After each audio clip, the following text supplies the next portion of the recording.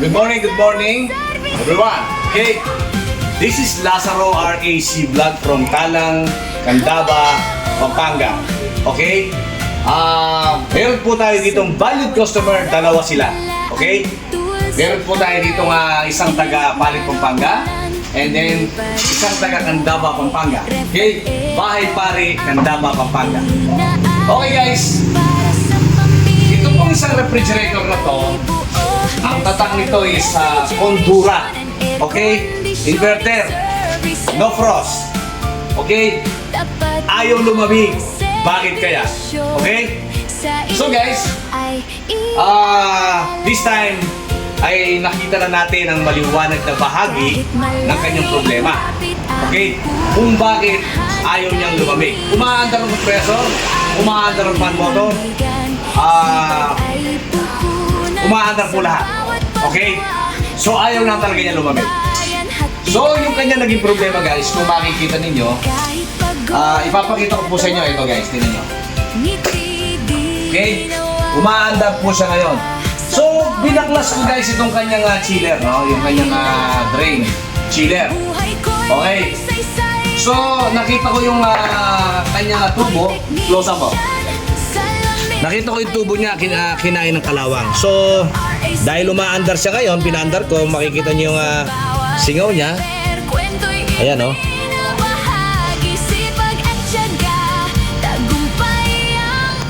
Meron po siya ditong maliit na butas. Ayan, oh. Kung mapapansin niyo, ayan, oh.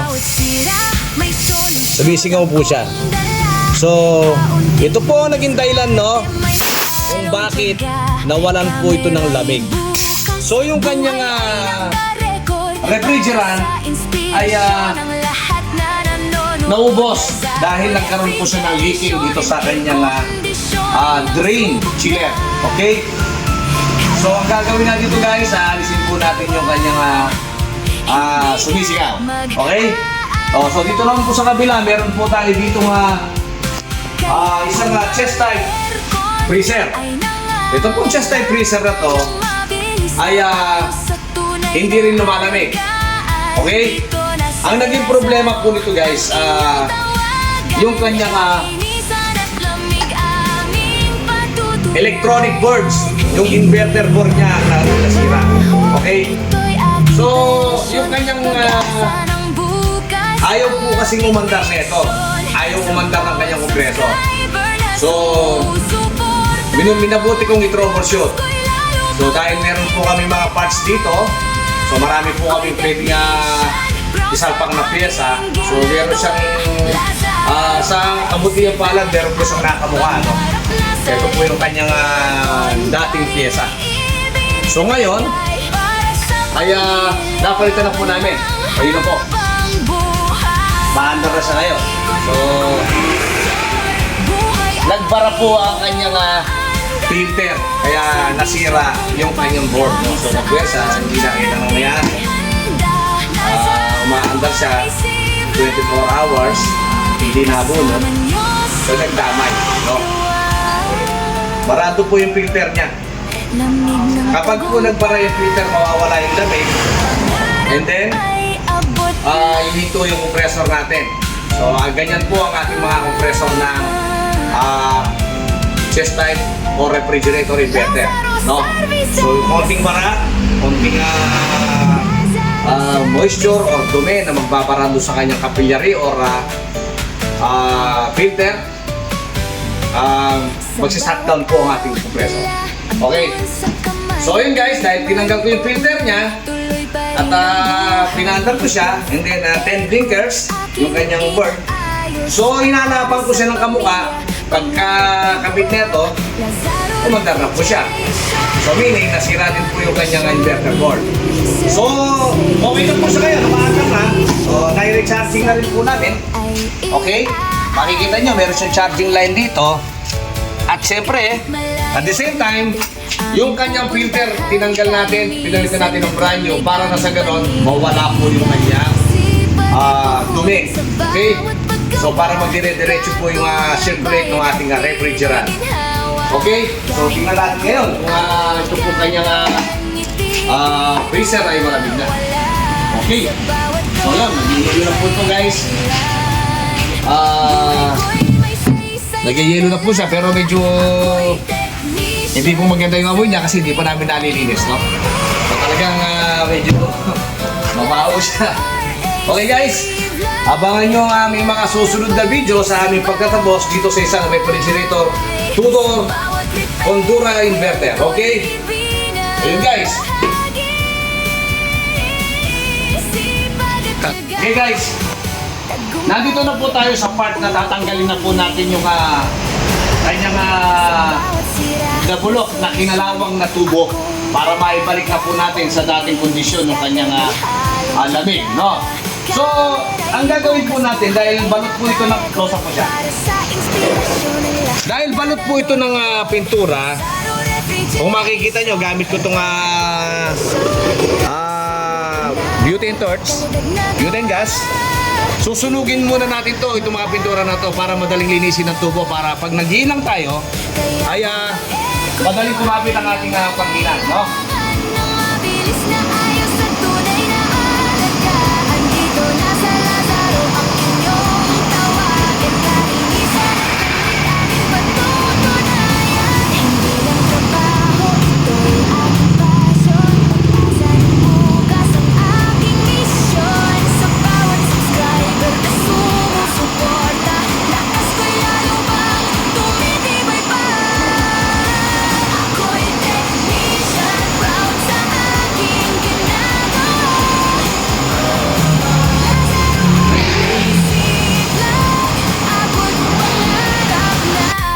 Guys, kung makikita ninyo, kumuha ako ng 1/4 copper tube na i-mold ko dito, nakamold siya, no?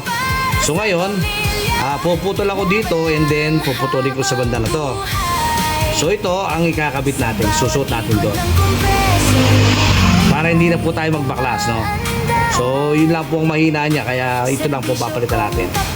Kahit saan makarating ay handa. Okay. Kasama nyo sa bawat gawa. Langit ng tagumpay, pangarap ay abot na.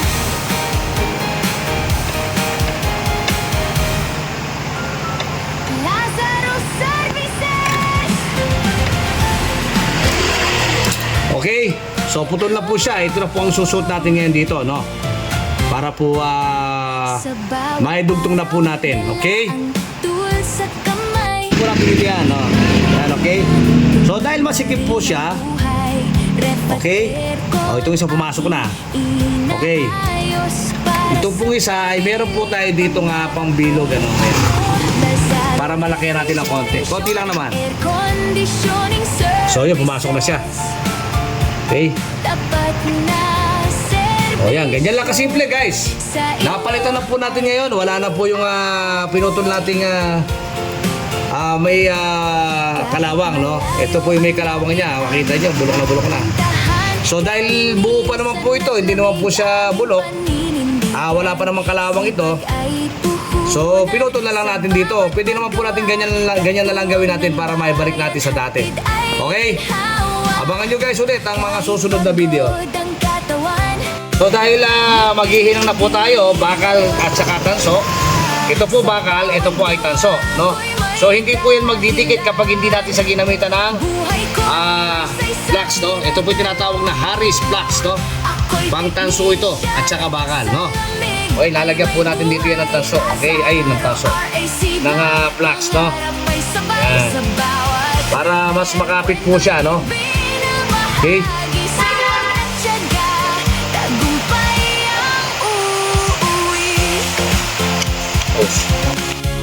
Okay, hihilangan na po natin. Solusyon akong dala. Kaunting diskarte may halaga. Kami rin bukas. Buhay ay nakalikod para sa inspirasyon. Nanonood na Lazaro Refrigeration and Air Conditioning ang subok na.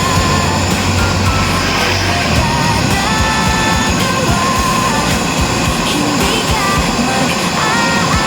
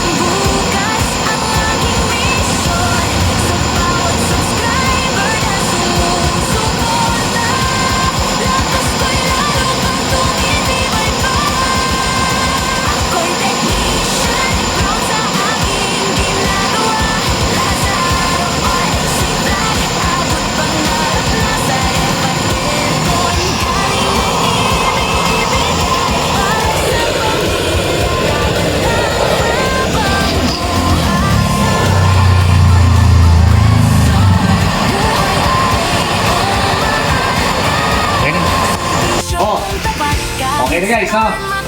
Naiinom na po natin. Makikita nyo, okay? Yan. So, palalamigin na lang po natin siya. At meron po kayong sabon na may tubig. Pwede niyo po niyang siyang dampihan, ano? Para mawala po yung init at mabilis po ang trabaho niyo. Okay.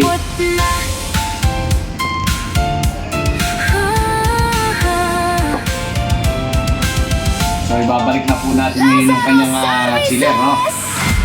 Alright. Dito po yung forma niya kanina. Sa bawat araw, dala ang tuwal sa kamay. Yan. Init man o ulan, tuloy pa rin ang buhay. Ref at aircon, aking inaayos para sa pamilya. Pangarap ay buo. Lazaro Refrigeration and Air Conditioning Services. Tapat na Okay. servisyo. So, pinorma lang muna po natin, ano? Para po alam natin kung saan ang pwesto niya.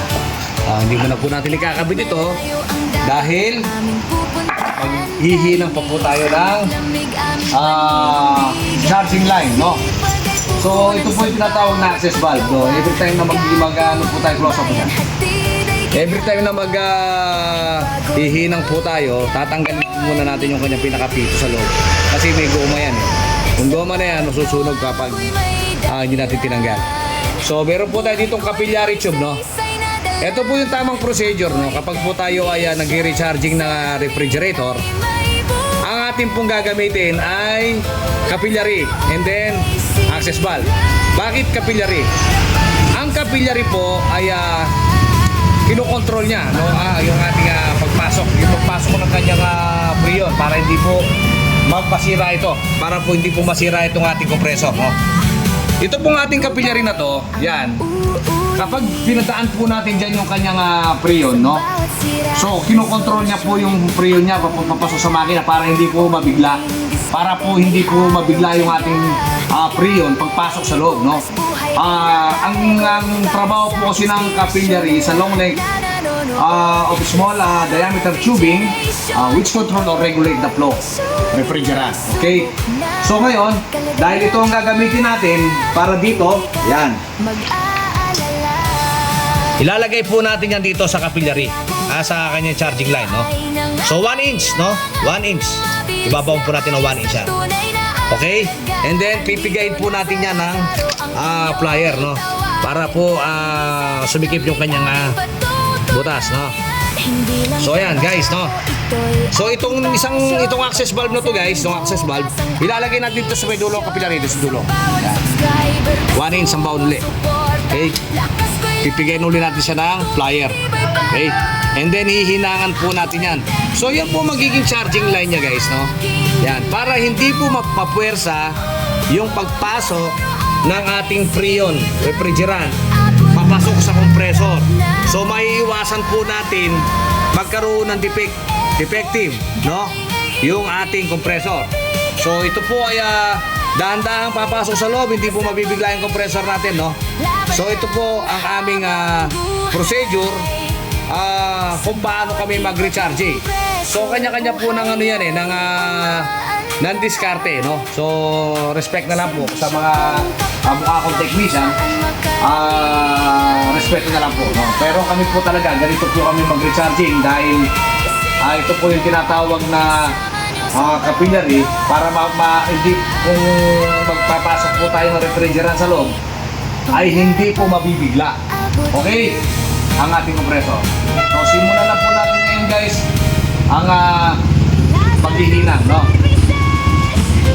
Okay guys, nandito na ulit tayo sa isang part na tayo po ay magdudugtong na ng ating mga piping.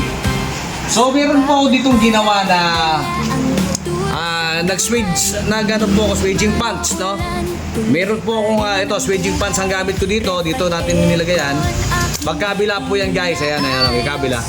So dahil yung suction line natin ay dudugtong na natin yung suction line na natin, okay? So pag dudugtongin po natin yan dito guys, ayan, para hindi po tayo hirap, okay? So yan, ganyan lang kasimple, hihinangan na lang po natin ito guys, no? Maghihinang na lang po tayo, and then dito rin ay hihinangan na natin. After that, Pwede na po tayong mag-recharging. Hindi naman po ito bagong, ito po ay bagong refrigerator, no? So ito po ay siguro more or less 1 year pa lang, no? Nagkaroon siya ng butas. So kahit na po hindi na po tayo magpalit ng filter kasi bago pa naman po ito. And then vacuumin na lang po natin. Most important po kasi ay ang pagba-vacuum, no? So babakimin natin after po ito ng ating after po na mahinangan po ito, babakimin po natin. So ito po yung lagi ko sinasabi sa inyo, yung ating access valve, no? Tatanggalan po natin siya ng pito. Okay? Para hindi po masira yung pinaka-gasket, yung kanyang o-ring, no? So maghihinang na po tayo, guys. Lapit po. Oh. Okay.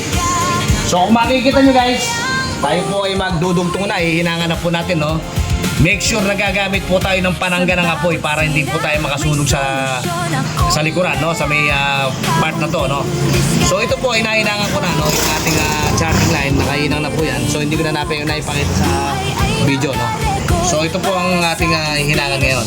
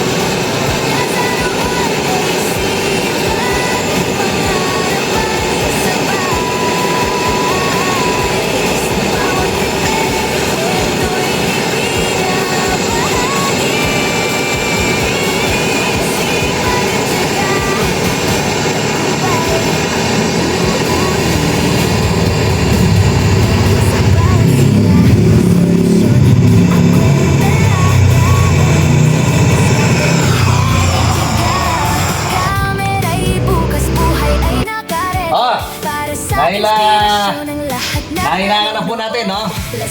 So, ibabalik na po natin sa dati. Okay? So, ibabalik na po natin yung kanyang drain chiller. No? Takit na gusto eh. Kasabay yun. Okay. So, ilalagay na po natin to.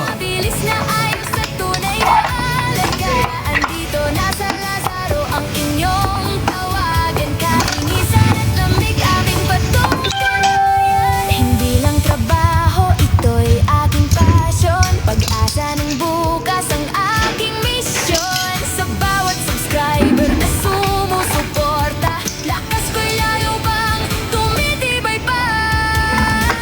Ako'y technician, proud sa aking ginagawa. Lazaro all AC vlog, ako'y pangarap na. Sarapan aircon. Oh, so yun guys, oh. Kita nyo? Naibalik na po natin sa dati, no? Yung ating mga tubo. Okay, naidugtong na rin po natin ito. Naiga na kapag kabit na po tayo ng charging line. So yan, ganyan po kasimple, no? So ilalagay na po natin to ngayon. Yung kanyang pinaka dito. Serbisyo kong Yan. tapat kahit saan Okay. makarating ay handa. Lazaro RAC Vlog, kasama niyo sa bawat gawa. Mamaya natin lagay ito. Karga muna tayo. Ngunit ng tagumpay, Okay. pangarap abot na.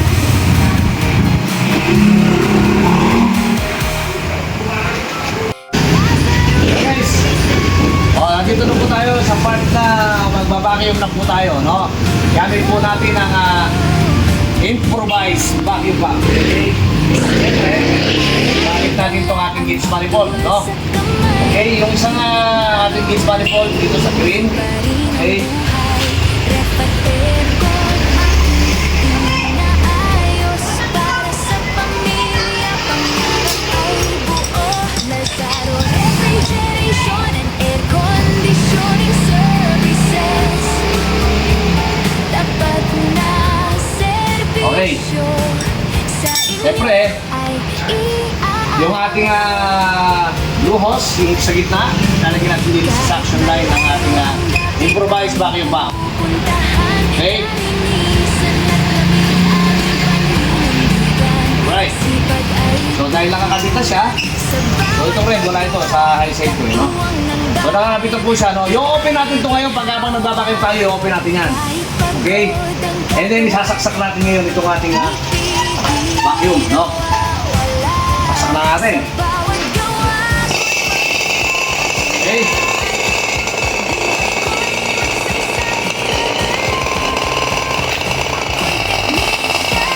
Sa lamig ay may buhay. Lazaro RAC Vlog, pangarap ay sabay sa bawat repair. Kwento'y ibinabahagi, sipag at tiyaga. Okay. So yun po.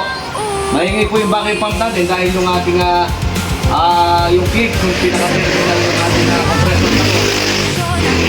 Isa, kaya kailangan natin itagilid yung ating vacuum pump para hindi maingay. So panatilihin po natin siya in 30 minutes. After 30 minutes, sasarado natin yung gauge. Papatay natin yung vacuum pump. Okay? And then, ililipat natin sa freon tank, no? R600A, no? R600A po kasi yung kanyang karga. Yan. Makikita nyo. Yan, R600A. Okay. So, ang gagamitin natin ay R600A. Ayan, no? Makikita nyo? Okay.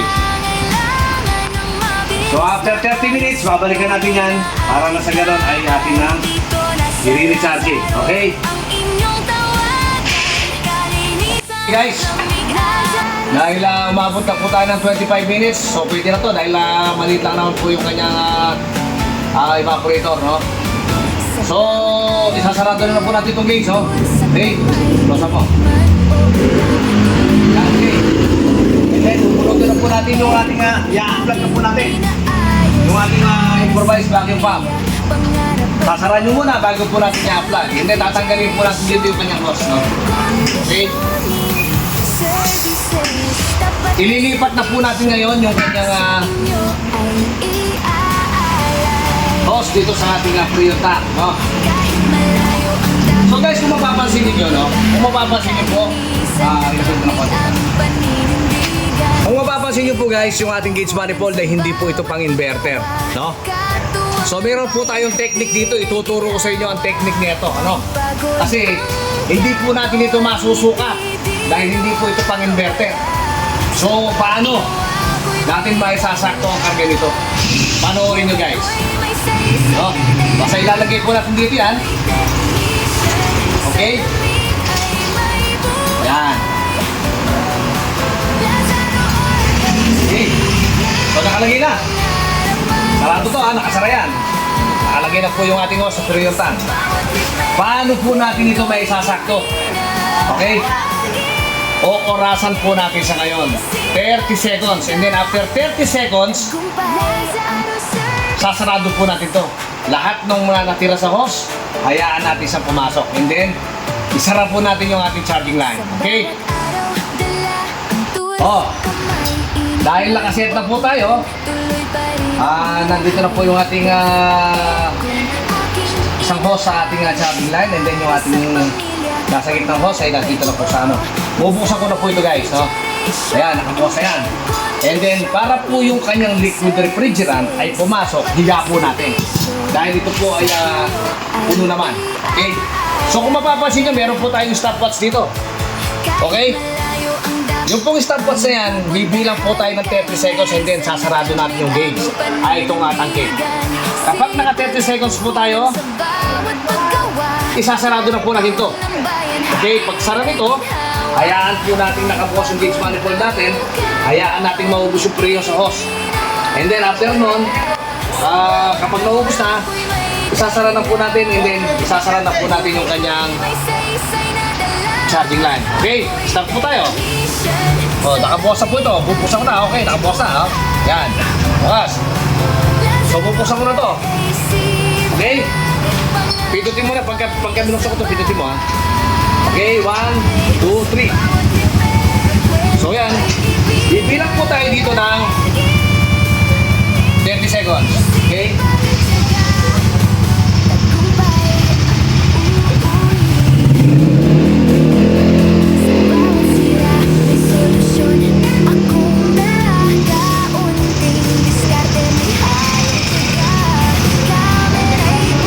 Oh, so yun guys, 25, 26, 27, 28, 29. Okay, yun, sarado na po tayo dito. Okay? Hayaan nyo po siya. Nakasara lang. At ubusin po natin yung liquid refrigerant na yan. Hayaan natin pumasok. Okay?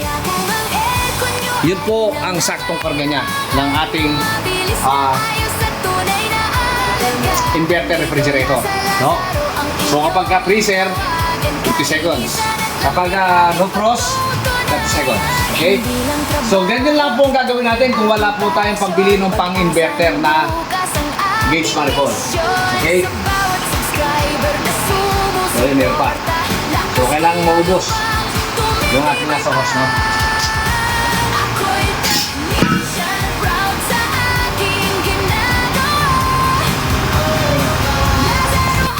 Dahil wala na po siyang liquid refrigerant, wala na po itong liquid refrigerant sa kanyang side glass. Okay? Sasara na natin ngayon yan. Okay? And then, tatanggalan na po natin dito yan. No? I-ready na po natin yung pito niya. No? Okay? So, tinanggal ko itong pito kasi sira po itong aming isang gauge manifold. Wala po siyang pin. No? Okay. Ayun. Dahil lahat lang naman yan kaya naman natin sa radio kahit na hindi nakakuha. Kahit na hindi po nakakabit ng ating pito. Ayan. Okay, sarado na po siya. So, papaanda rin na po natin sa ngayon. So, before that, i-test muna natin siya kung may singaw ba. So, wala po siya singaw, no? Isasarado na po natin ngayon yan.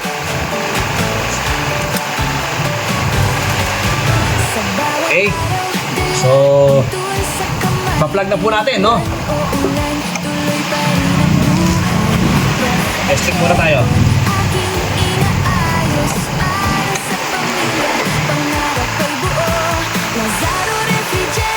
Clear.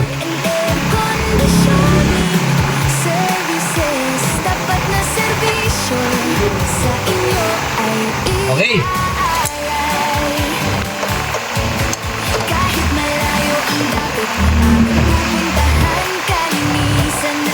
Okay. Okay. So dahil na-set na natin, nakasarado na po yung charging line, ilalagay na po natin dito yung backplug natin. Okay. Hintayin po natin siyang muna, no?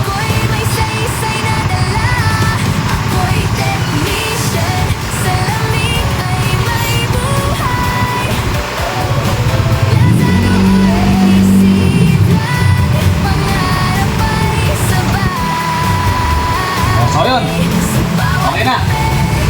Umandar na po yung ating refrigerator. Okay, so guys, hanggang dito na lang po ang aming video. No? Kung nagustuhan nyo, don't forget to like and share and subscribe. And don't forget to click notification bell para lagi po kayong updated sa aking mga video. Okay, sa mga baguhan, lagi ko po sinasabi, pumunta lang po kayo sa aking channel. Marami po kayo matututunan. Okay? Okay guys, hanggang dito lang po ang video. Magandang buhay po sa ating lahat. And thank you for watching.